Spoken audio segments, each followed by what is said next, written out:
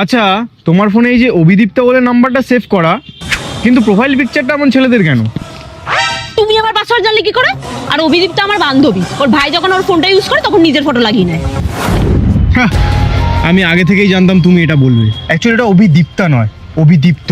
ও আমারই বন্ধু, আর আমি ওকে টাকা দিয়ে বলেছিলাম তোমার লয়ালিটি চেক করতে।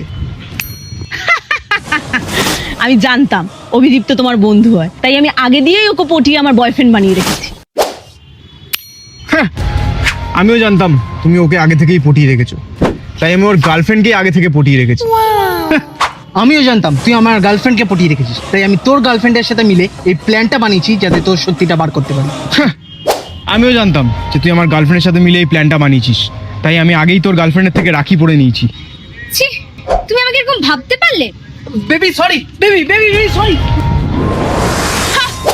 আমি আগে দিয়েই জানতাম তুমি ওর গার্লফ্রেন্ডের থেকে রাখি পরে নিয়েছো, তাই জন্য আমি আমার 3 নম্বর বয়ফ্রেন্ডের সাথে ফোন পেতে চ্যাট করি। হ্যাঁ, আমিও জানতাম যে তুমি তোমার 3 নম্বর বয়ফ্রেন্ডের সাথে ফোন পেতে চ্যাট করো। একটা মজার কথা, ওটা তোমার 3 নম্বর বয়ফ্রেন্ডের না, আমারই নাম্বার। আমি আগে দিয়েই জানতাম ওটা তোমারই নাম্বার, তাই জন্য আমি আমার মেন বয়ফ্রেন্ডের সাথে মায়ের ফোন দিয়ে কথা বলি। হ্যাঁ, আমি জানতাম যে তুমি তোমার মেন বয়ফ্রেন্ডের সাথে তোমার মায়ের ফোন থেকে কথা বল, তাই আমি তোমার মায়ের ফোন চুরি করে তোমার মেন বয়ফ্রেন্ডকে আমার বানিয়ে নিয়েছি।